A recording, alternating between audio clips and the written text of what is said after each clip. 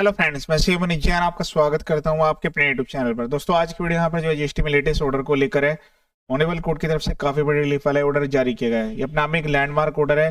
Video को share जरूर कीजिएगा। ऑनेबल इलाहाबाद हाई कोर्ट के द्वारा जारी किया गया है। इसके बेस पर काफी सारे नोटिस ऑर्डर इनवैलिड हो सकते हैं। वीडियो को पूरा एंड तक देखिएगा, समझिएगा ध्यान से।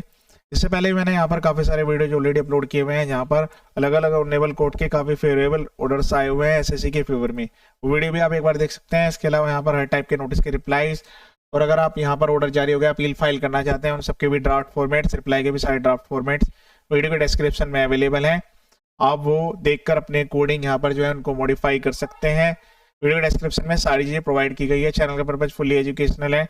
वीडियो को शेयर जरूर करें। यहाँ पर जो केस है वो एज इट इज एप्लीकेबल रहने वाला है। सेम स्टेट में, अदर स्टेट में भी इसका बेनिफिट मिल सकता है। आपको चेक करना होगा कि आपके ऑनरेबल जुडिशल हाई कोर्ट ने इसके रिगार्डिंग यहाँ पर क्या व्यू प्रोवाइड किया है। अगर आपको इसकी पीडीएफ कॉपी की रिक्वायरमेंट है तो आप टैक्स नंबर से सर्च कर सकते हैं, या फिर एसएससी के नेम से भी सर्च करेंगे तो आपको डाउनलोड करने के लिए मिल जाएगा। अब यहाँ पर ध्यान से समझिएगा केस किस टाइप का था। इसमें काफी सारे नोटिस ऑर्डर्स यहाँ पर कवर होने वाले हैं। एसएससी ने यहाँ पर जो है जेन्युइन यहाँ पर अपनी कंटेंशन को सबमिट किया ऑनरेबल कोर्ट के बिफोर। उनको यहाँ पर जो है रिलैक्सेशन भी प्रोवाइड की गई है। जो रिट पिटीशन है यहाँ पर एसएससी के द्वारा प्रेफर की गई है। इसमें इनका जो ऑर्डर है वो यहाँ पर सेक्शन 73 सेक्शन 9 में 14 Feb 2025 को जारी किया गया था, जहां पर लायबिलिटी जो इम्पोज की गई थी वो यहाँ पर टोटल लायबिलिटी है 1,02,58,921 की। इसमें टैक्स, इंटरेस्ट, पेनल्टी यहाँ पर जो है सब कुछ इंक्लूडेड है। जो यहाँ पर पेटिशनर की तरफ से लर्न काउंसिल है जो अपीयर हुए हैं, उन्होंने यहाँ पर सबमिट किया है the so called notice that has been issued to the petitioner did not quantify an interest for the period of 2021। हालांकि जो केस है इनका 2021 का रहा होगा, लेकिन यहाँ पर जो है आप इसको किसी भी साल के लिए यूज कर पाएंगे।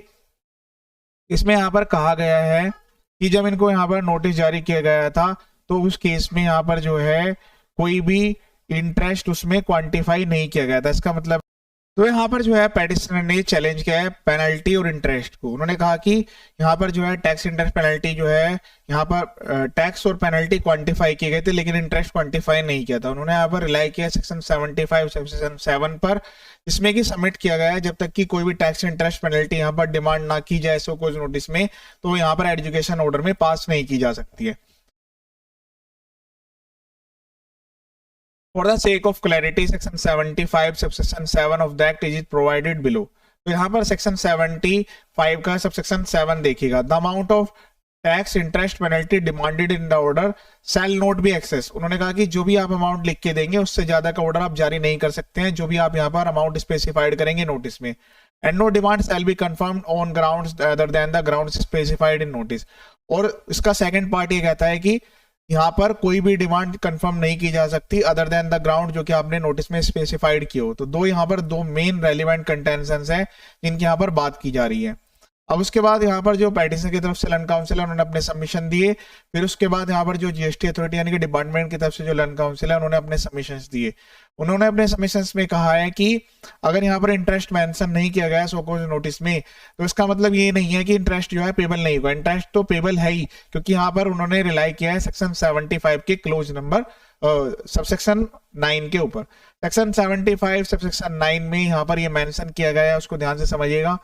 The interest on the tax owed paid or not paid shall be payable whether or not specified in the order determine the tax liability। तो इसमें क्लियरली मेंशन किया गया है। मतलब एसएससी की तरफ से जो लर्न काउंसिल है उन्होंने सेक्शन 7 को कंसीडर किया है, और जो डिपार्टमेंट की तरफ से लर्न काउंसिल है उन्होंने यहाँ पर जो आउटलाइन किया है सबसेक्शन 9 को।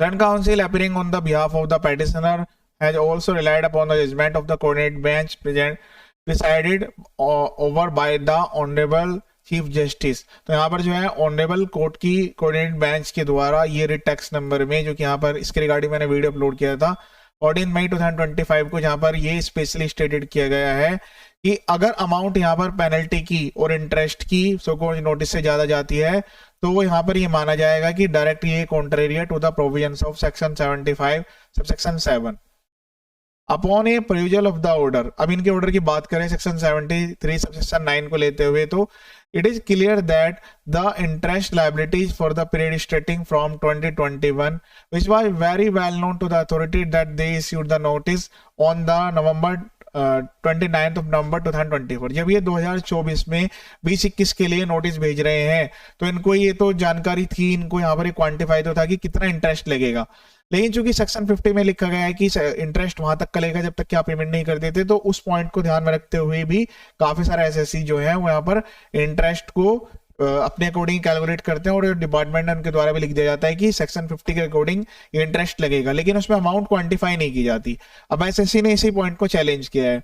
Having not quantified the amount of interest till the date of issue of so called notice would definitely be the contravene of the provision of section 75 section 7। तो यहाँ पर ये कहा जा रहा है कि सेक्शन 75 से सेक्शन 7 का ये जो है डायरेक्ट वायलेशन है। ठीक है, the contention of the GST authorities that section 75 section 9 of the act would apply and the interest on the short paid would be payable even though not specified। जो GST authority है वो कह रहे हैं कि 75 9 लगेगा और यहाँ पर जो इंटरेस्ट जो भी शॉर्ट पेड रह गया है वो यहाँ पर पेबल होगा, चाहे वो यहाँ पर स्पेसिफाइड किया गया हो या ना किया गया हो। And in the order has no application in the present case. तो उन्होंने कहा कि ये वाला जो पॉइंट ये कह रहे हैं ये यहाँ पर अप्लाई नहीं होगा, as it is deals with the situation wherein the interest debit is not quantified in the order passed and not in the so called notice. तो वो कह रहे हैं कि जब ऑर्डर में इन्होंने क्लियरली बताई दिया है और उसके रिगार्डिंग इनके पास प्रोविजंस भी हैं, तो फिर यहाँ पर ये मतलब जैसे की तरफ से लैंड काउंसिल उन्होंने अपने सपोर्ट में डॉक्यूमेंट सबमिट किए, जो डिपार्टमेंट की तरफ से लैंड काउंसिल उन्होंने अपने सपोर्ट में डॉक्यूमेंट्स यहाँ पर सबमिट किए। तो यहाँ पर दोनों साइड के जो लैंड काउंसिल है उन्होंने अपने सबमिशन को यहाँ पर सबमिट किया। In light of the above reasoning, अब ऑनरेबल कोर्ट का यहाँ पर व्यू देखिएगा। We are of the view that the impugned order and the impugned so called notice can not be stand. Honourable court ने directly यहाँ पर कहा है कि जो ये डिपार्टमेंट ने नोटिस जारी किया है और जो यहाँ पर ये ऑर्डर जारी किया है, दोनों के दोनों यहाँ पर जो है सही नहीं है और यहाँ पर डायरेक्टली उनको जो है कोस करके सेट असाइड कर दिया गया है। ये अपने आप में काफी बड़ी रिलीफ है, लैंडमार्क ऑर्डर है, काफी सारे नोटिस में क्वांटिफाई नहीं किया जाता है, वो जितने भी नोटिस हैं ऑर्डर्स हैं सारे के सारे यहाँ पर इनवैलिड होंगे। आप भी इसका बेनिफिट ले सकते हैं, बस आपको ध्यान से चेक करना होगा जब भी आप अपने रिप्लाई बना रहे हो या फिर अपील में जा रहे हो, तो यहाँ पर जो है आपको सही तरीके से ही रिप्लाई करने हैं और सही तरीके से सारी चीजें एक बार में ही मेंशन कर देनी है। ध्यान से अपने नोटिस को चेक करें, जो ऑर्डर जारी हुआ उसको मैच करें। अगर 2 पॉइंट पर वो यहाँ पर एक तो डिमांड वाली बात है, दूसरा यहाँ पर जो पॉइंट्स रेज किए गए थे अगर उससे कोई अलग पॉइंट हो जाता है तो वो भी यहाँ पर इनवैलिड कंसिडर होगा। ऑनरेबल कोर्ट ने यहाँ पर जो है अथॉरिटी जो है उनके राइट्स को रिजर्व रखते हुए कहा है कि वो यहाँ पर फ्रेश हो नोटिस भेजते हुए according as to law proceed कर सकते हैं। तो ये काफी बड़ी रिलीफ वाला ऑर्डर है, लेटेस्ट 2026 का ये ऑर्डर है।